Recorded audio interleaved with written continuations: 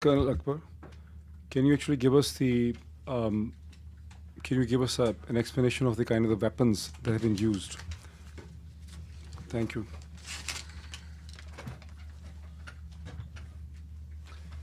You must have heard the press conference in which Umar Ayub first mentioned the nature of the military weapons that have been used. So Colonel Akbar is going to give the details of the weapons. Thank you very much, Dr. Meet. Thank you very much. And at this point, I also thank First Pakistan Global as well as the Alliance for Democracy and Human Rights Abuses, which have come up in Pakistan, which have given this platform to speak out as a veteran. What Dr. Mohit said, as far as the weapons which were involved, that's a very small segment of it. And at this point, let me quickly, I'll take about 5 to 7 minutes. What I'm going to speak about is the backdrop of how Pakistan military lifeline is coming from the West, which is being used against its own people. That's the backdrop, which is very important to understand. Then, as the topic is Islamabad massacre, me being part of Pakistan military from childbirth to like 50 years, I feel ashamed. You know, as a professional soldier, I bow my head. What has come about is that we have crossed a certain threshold. A regular army has turned into a completely rudderless, with having no checks and balances. It is becoming a con army. So that is, I would talk about the planning and the conduct of this operation, which took place as Islamabad massacre. There is a lot which has already been talked about, and the film that you saw, Alima Khan Saiba, she also, as a ground witness, spoke to you about it. But there are some blanks right there, so I will try to fill that.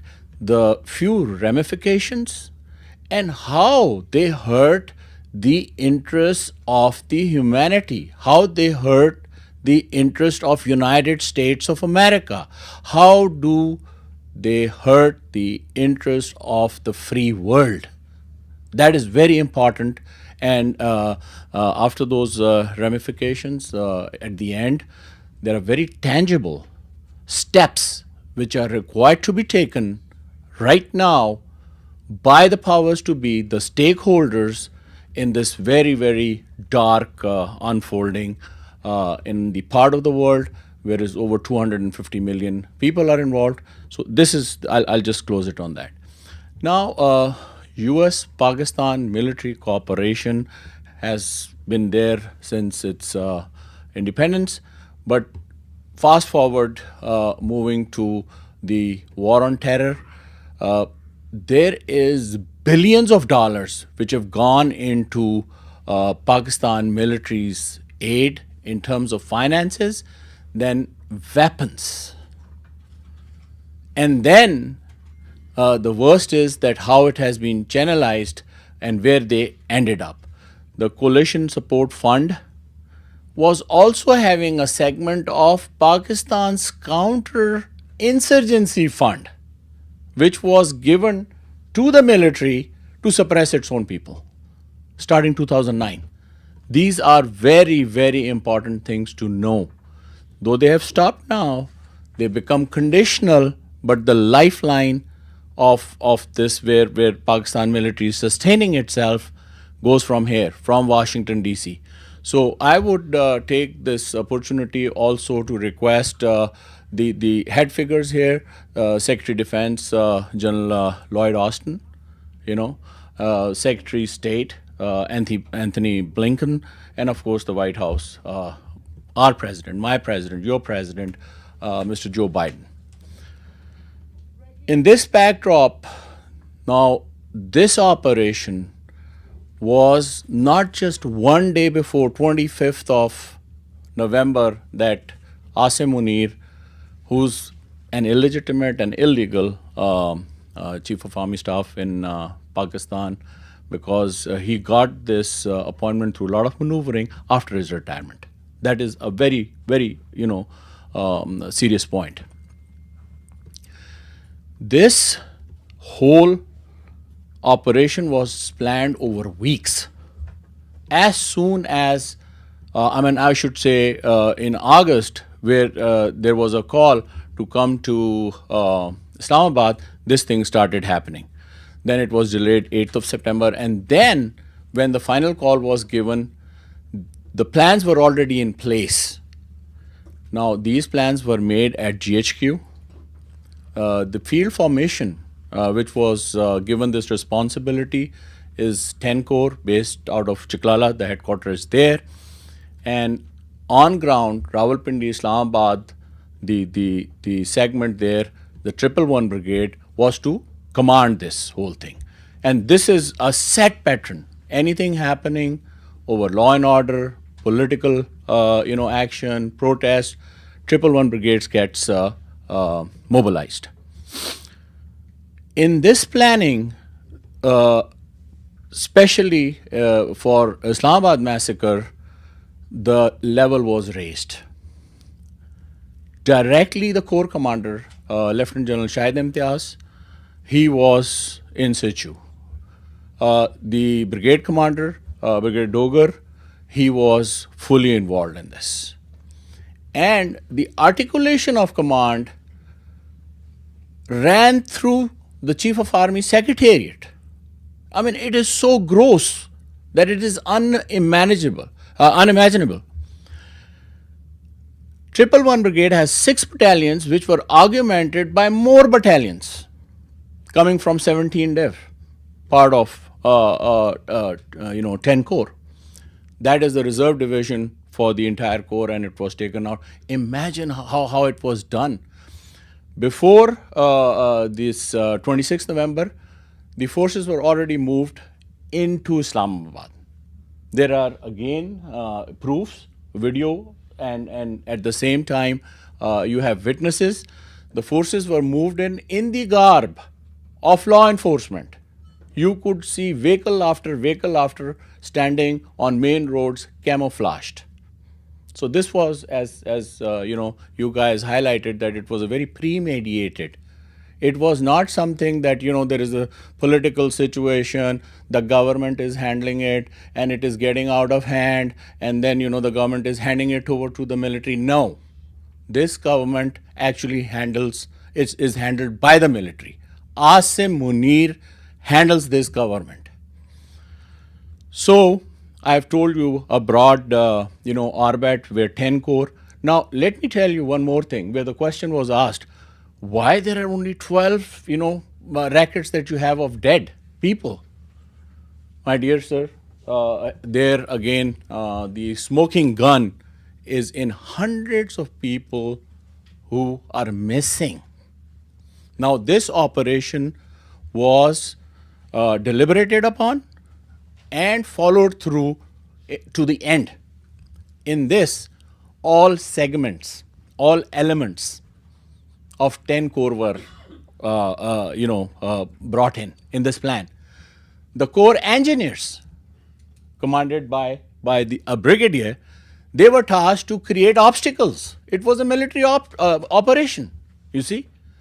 The Corps signals, augmented by the electronic warfare detachments from ISI and all, what Vakas was talking about, they were given.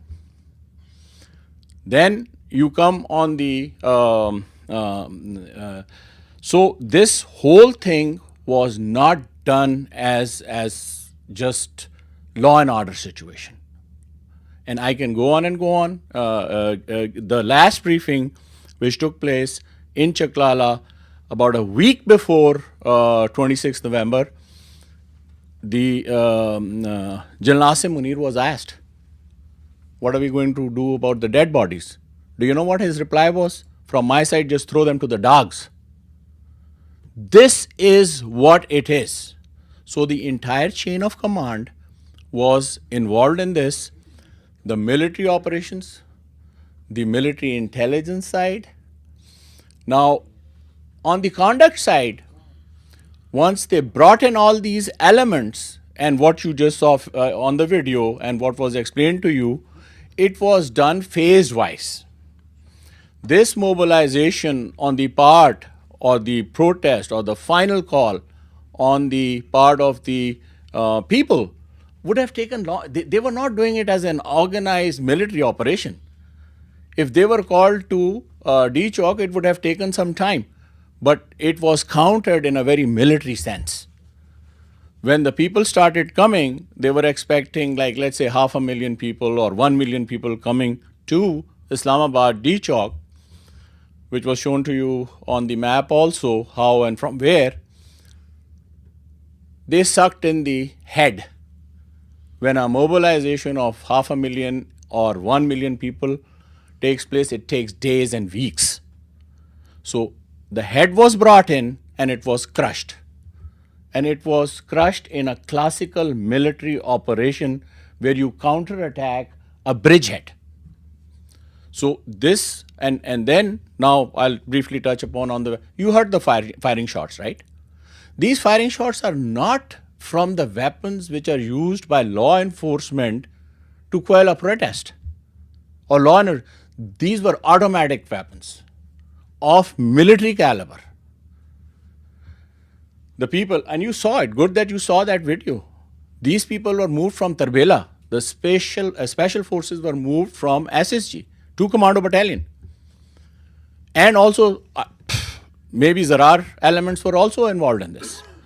These people were having those specialized equipment or weaponry, which I talked earlier. You know, your Remington 700 model sniper guns. Even the ammunition goes from United States.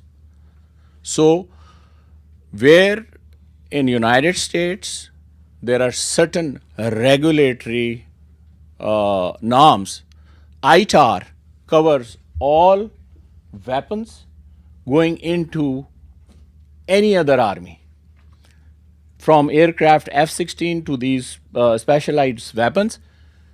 The governments sign off how they are going to be used. There is an end user certificate which is signed. So in a way, US taxpayers' money was used, billions of dollars, to weaponize Pakistan Army. And now at grassroots you saw where it was used and how it was used. Now this is something which I'm highlighting because as a veteran and also, you know, as a professional soldier, we have a spectrum of duties. We have conducted peacekeeping duties all over the world. It is not that there are no education about it, that what you can do and what you cannot do. It is not done in ignorance. They cannot even say that their safety lies, oh, they did not know. There are training facilities in Pakistan Army's own establishments which teach peacekeeping internationally. So, on the conduct side, on the orbit side, you saw, so this was a little fill in the blank that I wanted to do quickly on the ramifications. Now, the first thing is that as West, Miss Jane Marriott, you know, Donald Bloom, sitting in Islamabad, I mean, I can talk about the ODRP and the CIA station chief also, you know, but this whole feed which is coming on has been militarized. You cannot deal as a democracy, the West side I'm talking about. The lead is with Britain and United States. The militaries are engaged over there.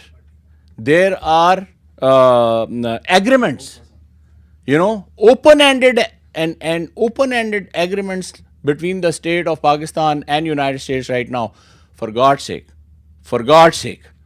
do not use it to kill humanity. Do not do that. At the end of the day, it would not serve United States. It would not. So that is one thing. This military is going to get more and more towards totalitarianism, and it would become a dictatorship, aka like North Korea. You don't want that. They have ballistic missiles. There would be a lot of insecurity and instability. Now, my recommendation side is that this lifeline to Pakistan military has to be shut off immediately. the military side of it. And it is a demand that the leadership should be put under sanctions, including Asim Munir and other generals who are directly involved with this. Even in an operation like this, they should be sanctioned, they should be put on visa restrictions, their assets should be freezed. So these were one of those things. I could have been a little more deliberate, but the host is telling me about the timing. So these were a few blanks that I wanted to cover. And I am, as a member of various veteran bodies in Pakistan, the Veterans of Pakistan, the Pakistan Ex-Servicemen Society, the Pakistani Veterans Association of North America, and also with some international collaboration with the Veterans for Peace, which is US based and international. So there is a lot of, this segment of international society and Pakistani society, which is very perturbed. And we request the authorities, which I said, the buck stops with Secretary of Defense Lloyd Austin. It stops with Secretary of State Anthony Blinken, and of course the White House. Thank you. Thank you, Colonel Akbar. I must say that this was perhaps one of the most important professional presentation. If you look and absorb the impact of this thing, Pakistan Army has gone to a point where it doesn't even look like an army. It has used the center of Islamabad, the Pakistani people, as an enemy, using the signal corps for blockade, the commandos as mercenaries. It has used drones. It has used corps of engineers to take off the dead bodies. They have done a classical military operation against the people of Pakistan. Is this what I have understood? Yeah. They have done a classical military operation in the center of Islamabad against the people of Pakistan, treating them as a bridgehead of an invading army. Just like in the D-Day, the North American, the Allied forces landed on the fields of Normandy. That was a bridgehead. If the Germans would have destroyed the bridgehead, they would have destroyed the invading Allied army. So they have treated the Pakistani people's pro-democracy protester election as an invading army, if they have attacked them as an invading army. 100%. The second important point is that every weapon that has been given to them has an end-user agreement. In 2019, when the Pakistan Air Force apparently used F-16 to shoot down the Indian MiG, the Indians were basically raising this issue. The F-16s had the end-user agreement. They could not have been used against India, right? Which end-user agreement of a British or American weapon would ever allow Pakistan to use those weapons and the sniper weapons to be used against the unarmed pro-democracy protesters in Pakistan? So when you have the questions, there are two more presentations, one on international